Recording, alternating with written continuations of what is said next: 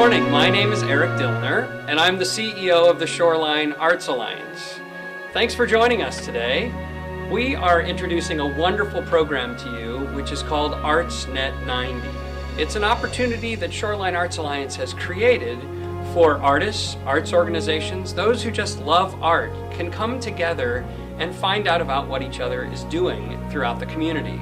The Shoreline Arts Alliance, as you know, has programs that are statewide, but this one focuses on kind of our 24-town region, which is from the New Haven area up through Lyme, Old Lyme, and into the Middlesex County region, all the way up through Middletown, Cromwell, Portland, that area.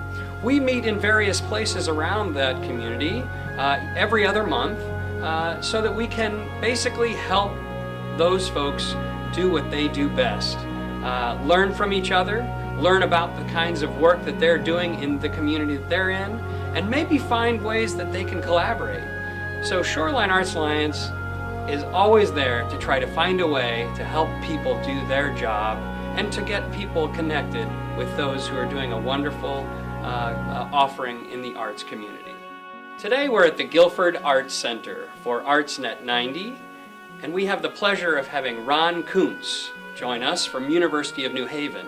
University of New Haven was fortunate to get Ron Kuntz to help them build this wonderful new nonprofit center. The center is there to do many great things, but one of the great things it's doing is helping us nonprofits learn better about how to do our job. So today we get to hear from him about that great subject, social media. He's going to help us think about all the things that we need to do and actually try to make it simple for us. Ron Kuntz is a spectacular gentleman. I can't wait for you to hear more about him. We're also fortunate that today we have GCTV with us. GCTV is here to help us broadcast this great program out to those who aren't able to be with us today. I'm glad you're gonna learn from the experience of being with us, but why don't you also join us in a couple of months? We'll be out at the Buttonwood Tree in Middletown, and a few months later we'll be out at the Gillette Castle. So don't miss either of those. Watch our newsletter so that you can learn about those dates. But typically it's the first Tuesday of every other month. I'm Amy Brady from Eastern Connecticut Ballet, and it's my first meeting with you all. Nice to meet you. We have our summer registration going on right now for ages 3.5 through adults. Adults, we welcome you to come try. We also have our spring performance coming up at Valley Regional in Deep River, May 26th and 27th. We've been granted permission by the George Balanchine Foundation to perform a serenade, which was his first choreographed work in the United States. So I'm here with Laura Vescovi. She does some press for Eastern Connecticut. Good morning. I'm Laura Vescovi, PR manager for Eastern Connecticut Ballet. As Amy said, we work very closely together. Amy handles the social media. She pretty much told you everything. One thing she did not have time to tell you was we have our incredible summer intensive coming up in August, where we will have Sarah Mearns. She's known as the great American ballerina of our time. She will be at ECB to work with students coming in, our students as well as students from around the country. So, Great. Thank you. Hello, my name is Brianna Benarami. I am an art psychotherapist, art instructor, and art events planner in Madison, Connecticut. We accept insurance, so we do a lot of psychotherapy, counseling, and other services, but I also teach a lot of classes along the shoreline. At Vista, I do paint parties at restaurants and a number of other artistic services. And my website is artandsoul-arttherapy.com. I'm Andrea Aaron. I'm here representing the Connecticut River Artisans Cooperative on Main Street in Essex. And we're kind of like the oldest artist cooperative in Connecticut. It's 38 years old. And we have, I'm a jeweler, we have a few jewelers, potters, stained glass artists, knitting, crocheting, artists of all media. So we should have done this earlier. This is Maureen Belden. She runs this fabulous gallery and this place called Guilford Art Center. And she gets as much time as she wants to say. I thought I only 6 minutes. We specialize in the visual arts, and we have really the heart of what we do is our school. So we have 4 semesters of classes in many different media, ceramics, painting and sculpture, weaving, blacksmithing, stone carving, metalsmithing, all kinds of interesting hands-on work that we offer for people of all ages. And we have this gallery that's programmed 12 months of the year. It's open really 7 days a week free of charge to the whole community. We have a shop which is on the other side of the store, which features all American-made, handmade crafts. So it has a very specific mission that supports the work that we do. And as I said, we do the annual Craft Expo, which a lot of people know about, and we work very hard to make sure that, to try and put in people's heads that the Art Center and the Craft Expo go together. Because it's one of our biggest fundraisers, as well as a great and long-lived cultural event for the community. So when I first moved here 15 years ago, which seems like just the other day, when I moved here, my realtor said to me, oh, you have to look at Guilford because it's such a cultured community. You have to go to the craft show in the green. So it's very much, so I feel like I landed in the right place. And having the center here is it's special for those of us who are interested in the arts and the visual arts. It's a really important and special resource for people. We know that the arts are good for people on so many different levels, from expressive, creative, therapeutic, and we try to make ourselves available in ways that for people to engage in whatever way that they want to and are able to. We try to have tuition assistance available for those who need it. We try to have events that are free that can include the public. So it's, I encourage you to come back and visit us and take a class if you haven't, or explore more, shop. You're here at the gallery. How many people come? 180 artists. How many attend? 180 artists and about 7,000 attendees. It's pretty spectacular. Where is it located? Here? On the Guilford Green. For refreshing, I paint after many, many years. I didn't paint, and I paint in oils, and I'm very happy to be here and see everyone. You're a new volunteer for the job. Yes, I am a volunteer. Hi, I'm Steve Watson. I'm considering becoming an emerging artist. Professors and learn how to spell art. It's a tough one. It's like D-O-G. No, anyway, I'll get it. And my plan is to see if I can teach through art without my being present, which I think the students will appreciate. I'm Steve Cox. I'm a board member of the Shoreline Arts Alliance, and I'm here in that capacity. And as Eric said in the beginning, we want to know what we can do to help you. Hi, I'm Darcy Bisker, and I'm a visual artist, entrepreneur, and patentee. I've just formed a new nonprofit called Invent Yourself, designed to help students and artists understand copyrights, trademarks, and patents. Just started, so our website just got registered yesterday. Sarah Neville, and I'm an artist and calligrapher, and I live in Madison, and I'm having a Spring Awakening open studio on Sunday from 1 to 5 at my studio. Good morning, Lori Cartwright from Goodspeed Musicals. We're kicking off our 55th season next week, Friday the 13th. At the Goodspeed Opera House with the Will Rogers Follies, and then in May, our second space, the Terrace Theater in Chester. We're doing a new musical called You Are Here. I invite everybody to come see a show. Good morning, I'm Beth Payne. I'm the director of the Dudley Farm Museum in North Guilford, 4 miles north of here. People will go to Hartford, but they can't seem to travel to North Guilford. So come and see us, 10.5 acres, 11 outbuildings, soon to be 12, as we're putting up a milk house. We are a 19th century agricultural museum. We have a lot of artists and photographers come and paint or take photographs of the area, so we invite you to come and see us soon. Our tag sale is April 28th. You can come buy treasures from us. or you can rent a table and sell your own junk.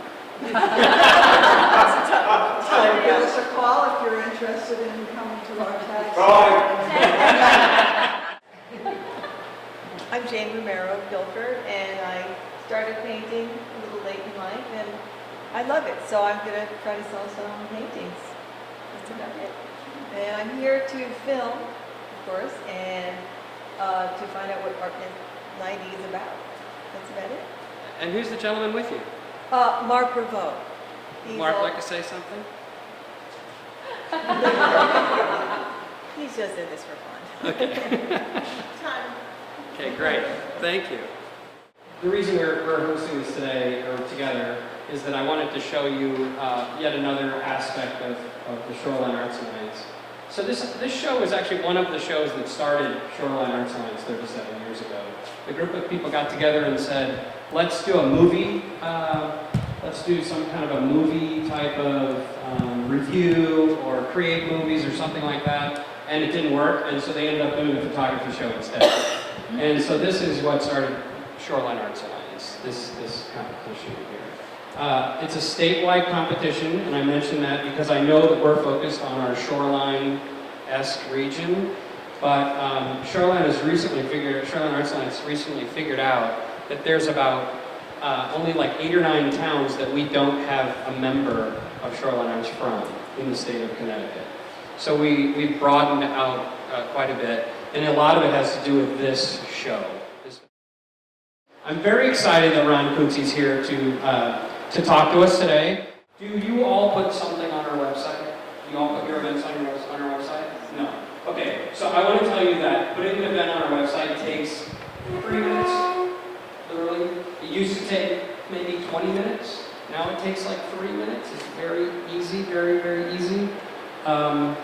You should all be on there. All your events should be on there. And the reason being is that now 10,000 people are coming to look at our website every month. It used to be 10,000 a year.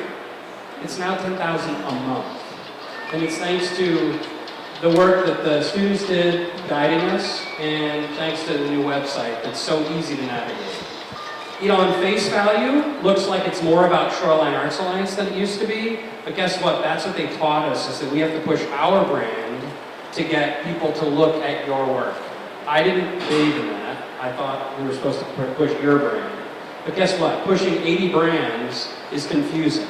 So now we push our brand, our projects, and guess what? Now they want to know about your projects. It's really remarkable. For every 3 minutes that you put into the website, I guarantee, I mean, I can't do that, but I really know that people are going to look at what you do. We take this film, and then we send it to the other regions. And right now, we're not getting as many of them to push it as we want them to, but the idea is, and I've just figured this out, so like for instance, we did a shot with you all, right? It was spectacular, it worked out great, but it didn't go out to as many places. So now what we're going to try in the next few months is to go back and say, okay, who do you know in your community that can help us push it in that, you know what I mean? So for instance, there's a big North Haven area of, I think it's like 7 different public stations get together and have this meeting. And so somehow we're trying to infiltrate that with your work, so that then you're broadcasting. So social media, I know nothing. I've learned it all from him, what I know. No. So, no, thank you, Ron. I'm going to get your projector fired up here for you. He's going to give us about 15 minutes of conversation about social media, and then we're going to all be smart. Without going to UNH. Oh wait, UNH comes to us today. Yes. Thank you. We're not called UNH, it's the University of New Haven, because our brand was too confused with New Hampshire. And that became a problem. And so we too are learning how to market at the university itself. And we've been very successful in the last year. We recognize how important the brand is. And I know that you're artists, or you run art organizations, so you're still artists, But branding and marketing, which is artistic too, is very important. So, and what we're trying to do is have an outreach for nonprofit organizations, a lot of health and human services organizations, but also arts organizations and as many other organizations and people in the nonprofit arena as possible, because marketing, social media, and all these things are fairly new to people in the nonprofit universe, and there's a lot we can learn. So today I'll quickly go over what's kind of changed and what's happened.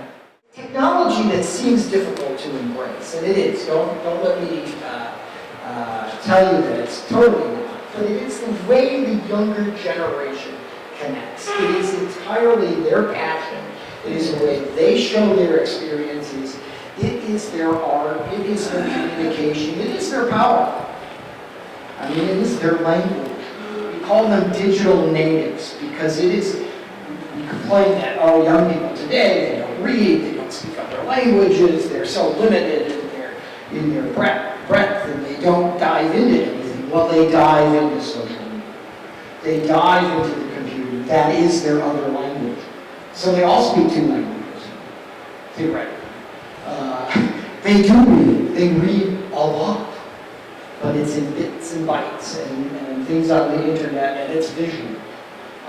And so it's a different kind of experience for most of us.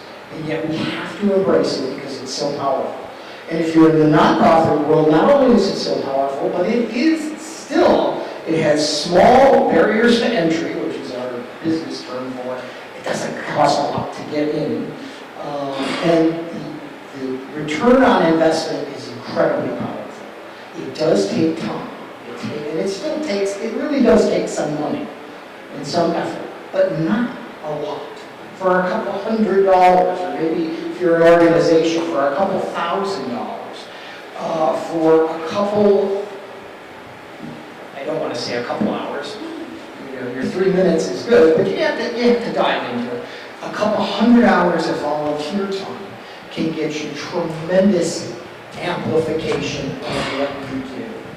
Not only does it make your message stronger, because whatever you're trying to communicate, your art, your ideas, anything that you develop, to put it online requires you to focus and to think about the other person, to think about your target market, as it were, to think about, why am I putting this out there in terms of social media? What do I want out of it? Who am I speaking to? And how do I want them to share it? And then the other amplification is it's shared. You don't have to do it. It's not top-down. It's not top-down marketing, which is a real complication for marketers. I've been teaching marketing now for 20 years, and I was a marketing executive before that for 20 years. And this is a whole new world because you can't control it. You can't say, here's my message, here's my brand. It's, here's what we think our brand is, here's our message, and then we allow the marketplace. We're market-oriented, we love that, marketers do, although we lose control. Let the market explore that. And that means they recreate it. So for all of you who are artists, which is pretty much everybody in the room, it's an exciting new way of art. I think it is art. You send your message out there, artists out there reconfigure it, redevelop it. It's kind of like, I was an English lit major, so I was in the arts and I wrote a lot. Nothing was really published, but I wrote a lot. But in plays, one of the things you like to do is you write a play, and then it's interpreted by the actors and the play, and the manager and the director of the play, and all that. Social media is like that. It's interpreted by potentially thousands of other artists and artisans and thinkers and creators. So this is a new media, to the next one, that is the way of communication for younger people, and it's becoming the way of communication for everyone. 2.2 billion people now use Facebook, 30% of the world's population. And if you add WeChat in there, there's another billion. That means half the world, almost. 76% of users check it daily, up 15% in 1 year. Over a third of teenagers believe that Instagram is essential in their lives. I don't know, maybe they don't know what essential is. Anyway, 81% of millennials check Twitter at least once per day. Nearly 2/3 of adults are online, and they use Instagram daily. 67% of Americans download their customer service. Katy Perry now has 108 million followers. She is number one, no one else is. Charlie Bit My Finger, has anybody seen that? I say that, my kids all know. Yeah, it's cute. It's Australian video or New Zealand, and it's a billion people can watch that. Over 3.5 billion snaps a day. WhatsApp has nearly 1 billion people. And I think that includes things like Messenger.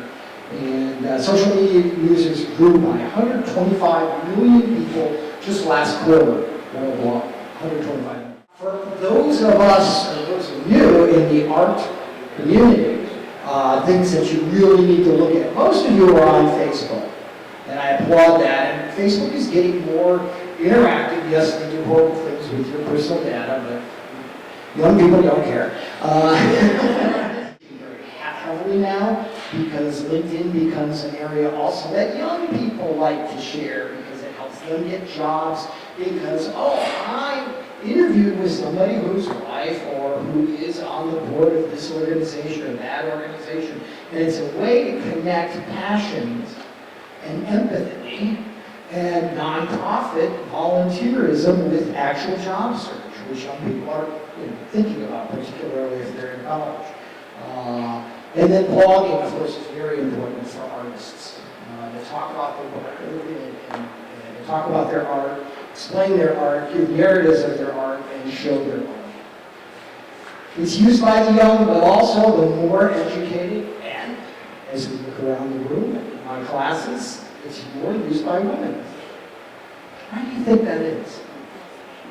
It's more social. Women are more social, right? Okay, and I think almost everybody agrees that's what it is. 84% of people do their social networking on their mobile phones, so you have to make sure whatever you do is also connected to your mobile platform, and you're able to make it easy. If you're an organization, you want to make donations easy on the mobile phone. And in polls, respondents said that media is their preferred way to communicate with the brand. I've just got a couple things here about organizations. 91% of retail brands now use social media. Right? 2 or more.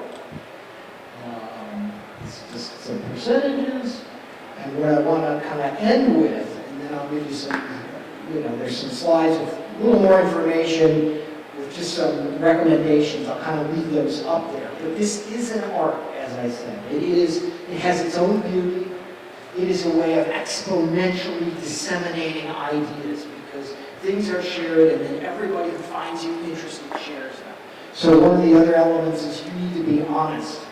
You need to add in personal elements. I think the idea is great that you have all these other organizations kind of coming out of the pyramid of the brand of Shoreline Arts, because everything then reflects well on Shoreline Arts, but also people get engaged with the website, and they can dive into all these other little areas and see all this. And then they can share that with someone. They share something with somebody, it doesn't come as Artist X, I know you like that, but it comes as Artist X from the Shoreline Arts, so that it's branded for that. But you should also have your own. One of the other things, since I'm summarizing the last 5 or 6 or 7 slides, one of the important things is you can self-educate yourself on it. Ultimately, it is a way to immortalize your art and to expand your audience. So don't fight it. It's time-consuming. It's not easy, but there are all kinds of ways to learn it yourself. So you can't have classes that teach everything on, but here's a list of blogs that are wonderful from the artist. 4 or 5 of those. I also have some nonprofit blogs and sites that I send a ton of articles to for my students. And then don't be afraid to reach out to universities. Obviously, I do a lot of programs, and I actually needed an extra client this year because I had 8 groups in my class. So reached out to Eric, and we got not only Eric to do a second round, but we also did the Hartford Opera House, right? So they're doing that, and we'll probably have some in spring. I'm getting other professors to do things, so we have a website professor, we have communications professors. I am sort of the acting chair of marketing in some ways, so our advertising professor's doing that too. I'm getting him to do these things. There's a lot of opportunities. You should try to get onto social media. Artists particularly find social media that resonates with them.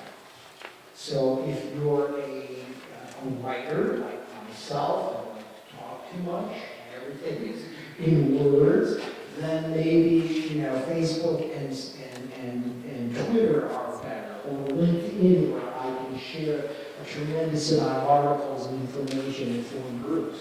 But if you're visual, then it's Instagram or some of the other areas, that certainly Pinterest or some of these other tools. So find one that resonates with you and dive into that one. Ron, thank you so much. That's exactly what we're looking for. Now let's think about the future. What kind of things would you like to hear about? What kinds of things would you like to learn about? Shoreline Arts Alliance is constantly looking for ways through Net90 to engage folks like Ron to teach us all about their world so that our world is easier to handle. I'd really love to hear from the Shoreline Arts Alliance members and folks like you who might want to join us at Net90. One of the things we want to hear about is what are the kinds of things that you think you need to learn more about so that you can do your business even better. We want you to spend time being an artist and have us help you do the business side of things. So give us a call at Shoreline Arts Alliance or check us out on our website, www.shorelinearts.org, and let us know through that little button that says send us a message what you're looking for.